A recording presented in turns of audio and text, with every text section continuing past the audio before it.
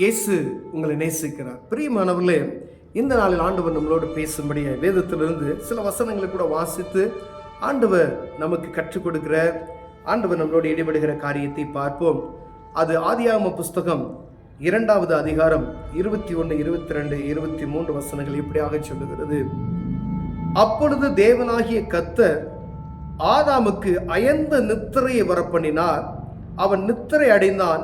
அவர் அவன் விலா எலும்புகளில் ஒன்றை எடுத்து அந்த இடத்தை சதையினால் மூடினார். தேவனாகிய கர்த்தர் தாம் மனுஷல் எடுத்த விலா எலும்பை மனுஷியாக உருவாக்கி அவரை மனுஷனிடத்திற்கு கொண்டு வந்தார். அப்பொழுது ஆதாம், இவள் என் எலும்பிலும் எலும்பும் என் மாம்சத்தில் மாம்சமுமாய் இருக்கிறாள். இவள் மனுஷனில் எடுக்கப்பட்டபடியினால் மனுஷி எனப்படுவாள் என்றார். இது நிமித்தம் புருஷன் தன் தகப்பனையும் தன் தாயையும் விட்டு தன் மனைவியோட இசைந்திருப்பான், அவர்கள் ஒரே மாம்சமாய் இருப்பார்கள் என்று வேதம் சொல்லுகிறது. பிரியமானவர்களே, இது சத்தியம். ஆண்டவர் மனிதனை உருவாக்கினது களிமண்ணால மனிதனை உருவாக்கி ஜீவ சுவாசத்தை கொடுத்து ஆதாமை உருவாக்கினார். அந்த பூமியை எல்லா மிருகங்களையும் மண்ணினால் உருவாக்கி அதற்கு என்ன பேரிடுவான்னு சொல்லி என்ற ஆண்டவர் ஆதாமை பார்த்து அவன் என்ன பேரிட்ட, ஆதாம் மனுஷன் என்ன பேரிட்டானோ அதுதான் இந்நாள் வரைக்கும் அதற்கு பெயராய் அழைக்கப்படுகிறது. பிரியமானவர்களே, அதே போல மனுஷையை மாத்திரம் பாருங்க, எப்படி ஆண்டவர் உருவாக்குனா, விலா எலும்புல ஒரு மனுஷனுடைய விலா எலும்பை எடுத்து மனுஷியை உருவாக்குகிறார். ஒரு பெண்ணை துணையை, ஆதாமுக்கான துணையை ஆண்டவர் எடுக்கிறார். எல்லா ஆண்மகளுக்கு இருக்கக்கூடிய ஒரு விலா எலும்பு குறைந்து இருக்கிறதை நாம் பார்க்கணும். ஏன்னா ஆண்டவர் சதையினால் அதை அடித்தார் என்று வேதம் சொல்லுகிறது. அயர்ந்த நித்திரையை வரப்பண்ணினார். நீங்க மயக்க மருந்தெல்லாம் கண்டுபிடிச்சிருக்காங்களா? அயர்ந்த நேரத்தில் என்னத்தை செஞ்சாலும் ஒன்றும் தெரியாது அப்படின்றதுனால தான் அந்த குளோரோஃபார்ம்ன்ற மருந்தெல்லாம் கண்டுபிடிச்சிருக்கிறாங்க. அப்போ இந்த வேதத்தை வாசித்தவர்கள் பெரிய சயின்டிஸ்டாக மாதிரி இருக்கிறாங்க. நம்ம தான் வாசிக்கிறது கிடையாது. ஆனால் ஆண்டவர் நம்மளை தான் அதை வாசித்து நீ அறிந்து கொள் மகனே அப்படி சொல்கிறாரு. அப்போ பாருங்க, ஆதாமுக்கு அயர்ந்த நித்திரையை வர செய்து விலா எலும்பை உருவி அதில் ஒரு மனுஷியை செஞ்சு கொண்டு வந்து ஆதாம் கையில் கொடுக்குறாரு.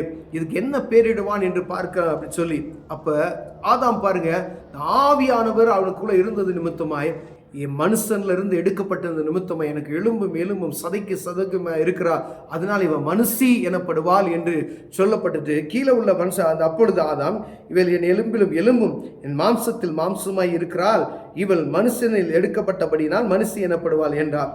இது நிமித்தம் புருஷன் தன் தகப்பனையும் தன் தாயையும் விட்டு தன் மனைவியோட இசைந்திருப்பான், அவர்கள் ஒரே மாம்சமாய் இருப்பார்கள். இந்த வார்த்தையின் பிரகாரம் நடக்கிற ஒவ்வொரு மனிதனையும் கர்த்தர் ஆசீர்வதிப்பார். பிரியமானவர்களே, மனுஷனிலிருந்து எடுக்கப்பட்டது மாத்திரம் அல்ல, ஒரு கணவன் மனைவி என்கின்ற உறவு பரிசுத்தமானது. அதை பரிசுத்த குலைச்சலாய் எப்பெல்லாம் நம்ம உண்டாக்குறோமோ தேவ கோபாக்கினை வரும்.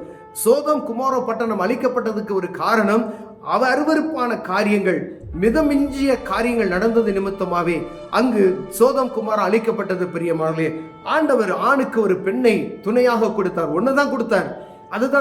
அதுதான் ஆண்டவருடைய விருப்பம்.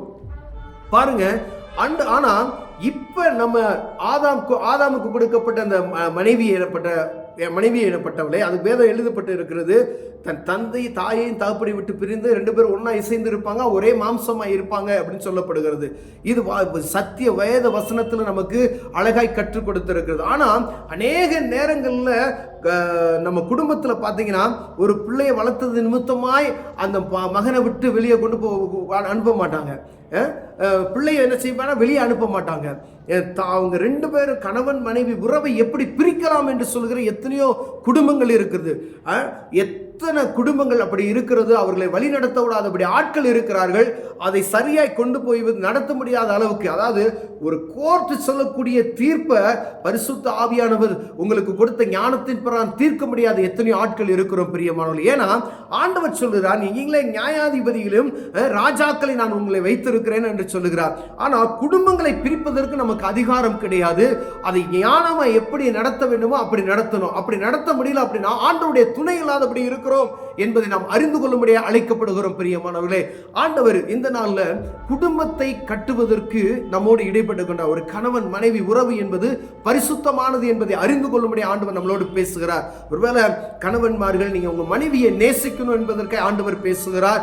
மனைவிமார்கள் உங்கள் கணவனை நேசிக்க முடியாது. அது எப்படிப்பட்டதான சூழ்நிலை உங்களுக்கு கொடுக்கப்பட்டிருந்தாலும் உங்க விழா எலும்பு நேர்த்தியான இடத்துல கொண்டு வந்து ஆண்டவர் சேர்த்திருப்பார். அநேக நேரங்கள்ல அங்க இங்கேயும் அலைந்து எப்படியாவது ஓடி அப்படி இப்படிலாம் செய்யறாங்க பார்த்தீங்களா?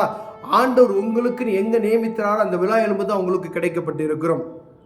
அந்த கரெக்டான நீங்க காத்திருந்து உங்களை நீங்க பொறுமையோடு நீங்க செயல்படும் பொழுது அந்த விழா எலும்பு உங்ககிட்ட இருந்து எடுக்கப்பட்ட அந்த விழா எலும்பு கரெக்டா வரும். அப்ப அது சரியாய் ஒழுங்கும் கிரமமாய் நடக்கும். பிரியமானவர்களே, அப்பொழுது நம்ம என்ன செய்வோம்? ஆண்டவருக்கு பயந்து நடப்போம். ஆண்டவருக்கு பயம் இல்லாத நடக்கும் பொழுதுதான் சில காரியங்கள் தவறாய் நடக்கிறது.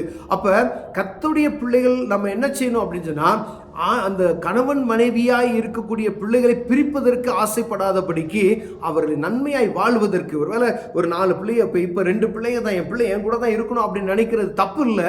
ஆனால் அவர்களுக்கு ஃப்ரீடம் எப்படி கொடுக்கணுமோ அதை கொடுத்து விட வேண்டும்.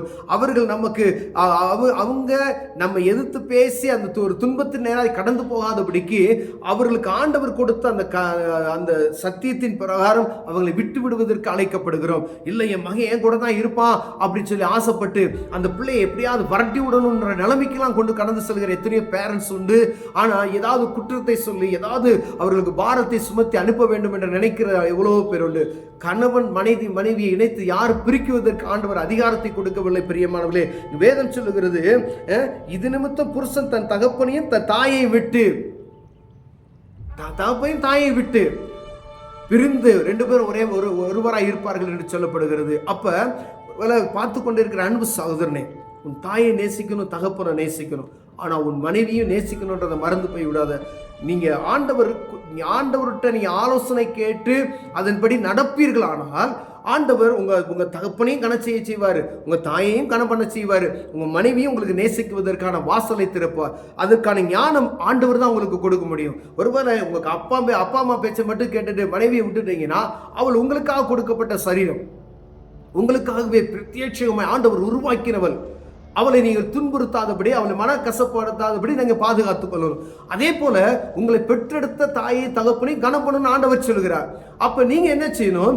அவர்களுக்கும் நீங்க கீழ்ப்படணும். அவங்க இறுதியும் கடினப்படாத, அவங்க கோபப்படாதபடிக்கு அவர்களை நடத்தணும் அப்படின்னு சொன்னா ஆண்டவர்கிட்ட தான் நீங்க ஞானத்தை கேட்கணும். உங்க மாம்சத்துல இருந்து நீங்க ஏதோ ஒரு கோபத்துல பதஸ்தப்பத்தை பேசி அம்மாவை பேசுறது, அடிக்க போறது, கையை நீட்டுறது, அப்படிப்பட்ட சூழ்நிலைக்கு போகாதபடிக்கு ஆண்டவர் உங்களை காத்து கொள்வதற்கு ஞானம் எனக்கு வேணும்னு சொல்லி ஆண்டவர்கிட்ட கேளுங்க. இந்த பைபிளை நீங்க வாசிக்கணும். ஒவ்வொரு கணவன்மாரும் மனைவிமாரும் வேத புத்தகத்தை நீங்க வாசித்தீங்கன்னா நீங்க யாரா வேணா இருக்கலாம். இந்த உலகத்தில் இருக்க அனைவருக்கும் இது சொந்த புத்தகம். பிரியமானவர்களே, இந்த பரிசுத்த வேதம் யாருக்கும் ஒரு குறிப்பிட்ட மனிதனுக்கு எழுதப்பட்டது இல்லை.